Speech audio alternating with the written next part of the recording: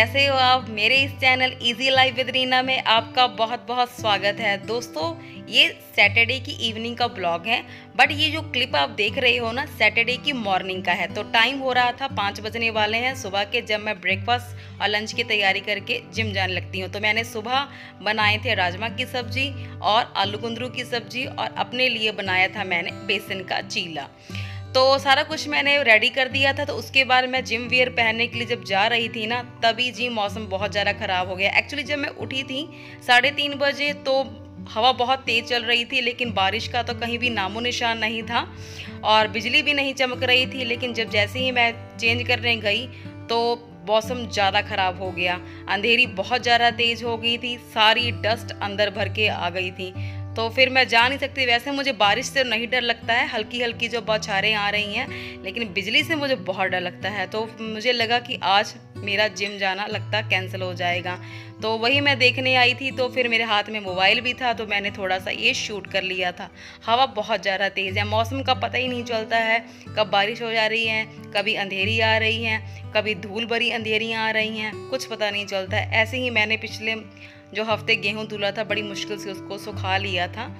तो ये देखिए, बाहर आप देख सकते हो कि जो मैं पेड़ पौधों पर इसीलिए कैमरा फोकस कर रही हूँ, तो उसके आपको आइडिया हो जाए कितनी तेज़ अंधेरी चल रही है।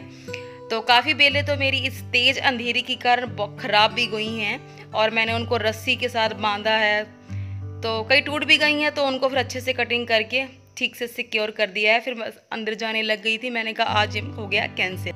तो ये क्लिप है जी जॉब के बाद शॉपिंग की। तो मेरे मम्मा ने जाना है, तो कुछ उन्होंने रिश्तेदारों के लिए कपड़े लेके जाने हैं। तो मुझे फ़ोन आ गया था स्कूल टाइम में कि आधे रास्ते मार्केट तक मैं पहुंच जाऊंगी, वहीं से मुझे पिक कर लेना और मुझे शॉपिंग करवा देना। कुछ बच्चों के कपड़े लेने हैं, कुछ बड़ों के लेके जाने हैं। तो फिर मैं उनको रास्ते में पिक कर लिया था। तो यहाँ पर आ गए हैं शॉप पर, कुछ छोटे छोटे बच्चों के कपड़े खरीद रहे हैं। ये इस शॉप से कपड़े अच्छे मिल जाते हैं, रीज़नेबल कॉस्ट में मिल जाते हैं, वैरायटी भी अच्छी मिल जाती हैं।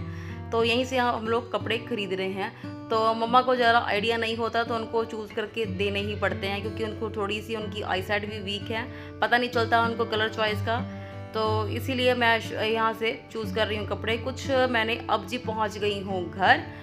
तो कुछ मैंने कपड़े खरीदे थे अद्विका के लिए भी, छोटी छोटी फ्रॉक। उसके पास सारे कपड़े छोटे हो गए थे। ये हैं जी फ्रॉक्स, 3 फ्रॉक्स ही खरीदी थी।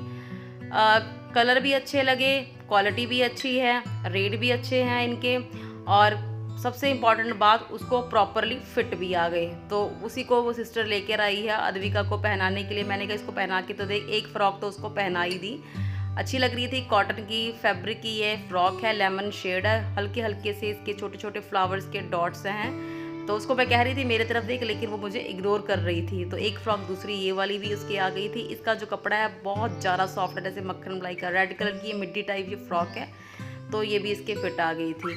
तो ये जी टाइम हो गया शाम का, जो छोटी मोटी स्नैक्स का होता है, कभी मैंगो शेक का, कभी छोटी मोटी आइसक्रीम बना दो, कभी पास्ता बना दो। तो आज मैं बना रही हूँ instant coffee cake. Coffee cake बनाने के लिए सामान सारा कुछ अवेलेबल ही था, क्योंकि मैदा, चीनी, दूध चाहिए है, और कॉफ़ी तो अवेलेबल होती ही है। तो इसीलिए यहाँ पर बना रही हूँ मैं कॉफ़ी केक। तो केक बनाने के लिए आधा कप, ये मेरे पास मेजरिंग कप्स हैं, एक फुल कप है, एक हाफ कप है, 1/3 का पूरा सेट है। मतलब कि हाफ कप ही चीनी लिया, हाफ कप ही यहाँ पर गरम गरम दूध लिया है, ताकि जो चीनी है अच्छे से मेल्ट हो जाए। ब्लेंडर की हेल्प से अच्छे से इसको मेल्ट कर दूंगी। उसके बाद लूँगी इसमें 2 चम्मच कॉफ़ी पाउडर, जो मेरे पास और नेस्कैफ़े के पाउचेस पड़े हैं ना, जो मैं सुबह पीती हूँ जिम जाने से पहले, वही वाले। और ये 1 कप है जी फुल कप। मैं इसको आप इसलिए शो कर रही हूँ क्योंकि ये पूरा सेट है ना, हाफ कप का, फुल कप का।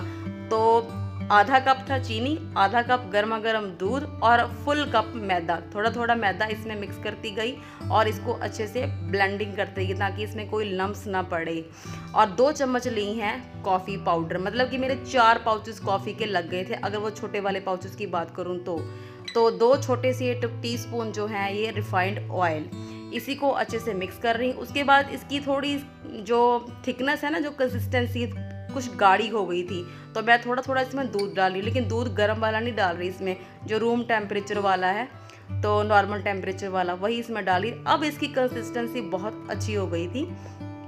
अब इसमें मैंने डाला 1 पाउच इनो पाउडर, और थोड़ा सा ऊपर से डाल दिया दूध, ताकि अच्छे से फर्मेंट हो जाए। किसी तरह के कोई बेकिंग सोडा या मीठा सोडा का इस्तेमाल मैंने नहीं किया। बहुत अच्छे से ये फूल भी जाएगा, अंदर से स्पॉन्जी बन जाएगा, सॉफ्ट बन जाएगा। तो कुकर में थोड़ा सा नमक डाल के इसको 10 मिनट के लिए प्री हीट कर दिया। फिर जिस बाउल में केक बनाऊंगी ना, उस बाउल को इसमें रख दिया, उस पर सारा डाल दिया मिक्सचर। नमक डालने से क्या होता है, केक बहुत अच्छा बनता है, क्योंकि जो सोडियम होता है ना, sodium is the good conductor of heat है। तो इसीलिए ये नमक ना जब यूज़ कर लेते हैं, इसको दोबारा फिर ठंडा करके एक कंटेनर भर के रख लेते हैं। जब दोबारा केक बनाना होता है, हीटिंग प्रोसेस का इस्तेमाल करना होता है ऐसे ही, तो फिर इसको दोबारा यूज़ कर लेंगे। तो इसको कुकर के जो विसल होती है इसको बाहर निकाल के ढक्कन लगा दिया। तो इसको 40 मिनट तक बिल्कुल ही लो फ्लेम पे रख दिया। बनाने का तरीका, देखने का तरीका भी, केक अच्छे से बन गया है। बस नाइफ डालना है या फिर कोई भी छोटा मोटा टूथपिक डालना है, इसके बीचों बीच इसको इंसर्ट करना है। अगर वो बिल्कुल ही सूखा निकला, बिल्कुल गीला ना निकला, मतलब कि आपका केक हो गया रेडी। तो इसको मैंने गैस कर दिया था ऑफ, थोड़ी देर ठंडा होने के लिए दिया, लेकिन बर्तन अभी भी थोड़ा सा गर्म था, तो इसीलिए मैं टॉवल की हेल्प से इसको निकाल रही हूँ। तो केक बहुत अच्छा बन गया था। तो कट तो नहीं किया था क्योंकि थोड़ा ठंडा हो जाए, उसके बाद फिर इसको कान्हा जी को भोग लगाएंगे, फिर उसके बाद सबको सर्व करेंगे। तो अभी टाइम था तो मैंने सोचा कि थोड़ा सा बना लेते हैं सोया चॉपस्टिक्स, क्योंकि एक दिन मार्केट लेने गई तो मुझे मिली नहीं, तो मैंने कहा चलो घर पे ही बना लेते हैं, घर पर ट्राई करके देखते हैं। तो इसीलिए रात को ना एक छोटी कटोरी को सोयाबीन की जो दाल होती है उसको भिगो दिया था। सुबह वो फूल गई तो, और सोया न्यूट्री तो घर में हम लोग इस्तेमाल करते ही हैं, इसको भिगो दिया था। और दाल में थोड़ा थोड़ा सा पानी डाल के इसको अच्छे से पूरा पेस्ट बना लिया। बस पानी का ध्यान रखना है, दाल को पीसते टाइम बहुत थोड़ा डालना है, क्योंकि जो सोयाबीन की दाल है और ये न्यूट्री है जिसको हमने ब्लेंडर में डाल के चूरा बनाया है, इसको और मैदा थोड़ा थोड़ा डाल के इसको गूंथना है आटे की तरह, क्योंकि इसकी एक बेलनी है रोटियां, उसके बाद इसको कट करना है। तो सारा कुछ करके मैंने साइड में रख दिया था। टाइम हो गया था डिनर देने का सबको, तो मैंने सोचा कि सबको पहले खाना खिला दूँ, उसके बाद ही बनाऊँ क्योंकि टाइम लगेगा। तो बनाई है जी मैंने जो गाँव से आई थी चने की दाल और महादली दाल, और चावल बनाए हैं। बच्चों के फेवरेट बनाए हैं मसाला आलू, डैडी जी की पसंद वाली बनाई है वो लौकी की सब्जी। बस इसमें नमक, हल्दी, जीरा बस ये डाला है, कोई ज़्यादा मसाले नहीं डाले हैं। तेल बहुत ही कम इस्तेमाल किया है क्योंकि उनको बीपी की प्रॉब्लम है, तो इसलिए ज़्यादा तेल मसाले वाला खाना उनको नहीं देते हैं। तो इसको मैंने ढाँक के साइड में रख दिया था। मैंने कहा जब खाना दे दूँगी सबको उसके बाद ही इसको बनाऊँगी। तो फिर मैं रखने लगी, सारा अपना सेटअप करने लगी हूँ, घी, तवा, ये सब कुछ कर लूँगी।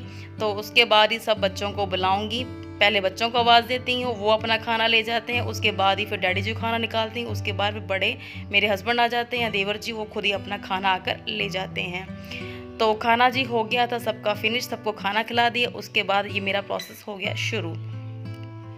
जो मैदा, सोयाबीन की दाल और न्यूट्री जिसका बिल्कुल चूरा बना दिया था, क्योंकि चूरा जब बना रही थी तो बिल्कुल पानी की जरूरत नहीं पड़ी। हाँ, दाल पीसते टाइम थोड़ी सी पानी की जरूरत पड़ी थी, लेकिन मैंने बहुत थोड़ा थोड़ा डालती गई और अच्छे से बन गया। फिर इसको रोटी की तरह थोड़ा थोड़ा इस पर डस्टिंग करती जानी है मैदे की, बस इसको रोटी की तरह बेल लेनी। आज मैंने चकले का इस्तेमाल नहीं करा है क्योंकि पतली सी बिल्कुल ही थिन लेयर की ये रोटी बेलनी है, क्योंकि चकले से ही बड़ी बन रही थी, इसीलिए मैंने इस शेल्फ को अच्छे से क्लीन कर लिया। उसके बाद ही इस पर बनाने लगी हूँ रोटियाँ।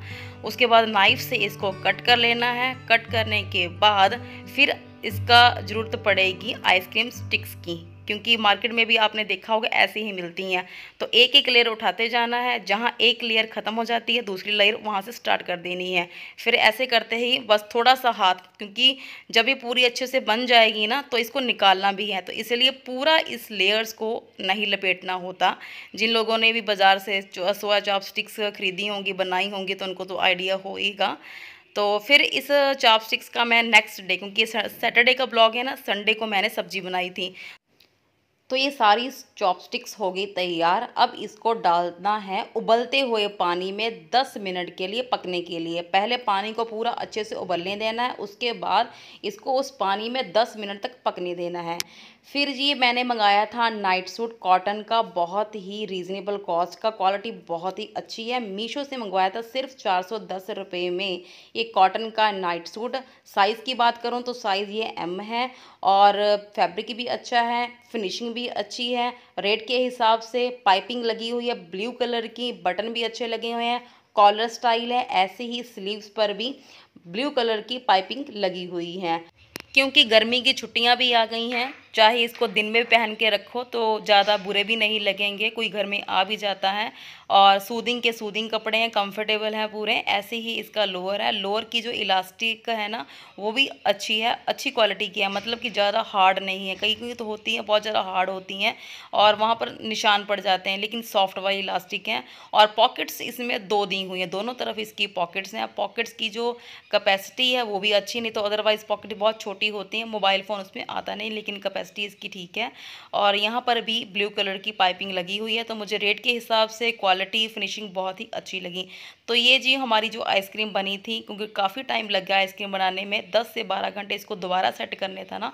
तो अभी सबको खाना खिलाने के बाद इसको सब खोल रहे हैं, क्योंकि सबसे रहा नहीं जा रहा कि कैसी आइसक्रीम बनी है।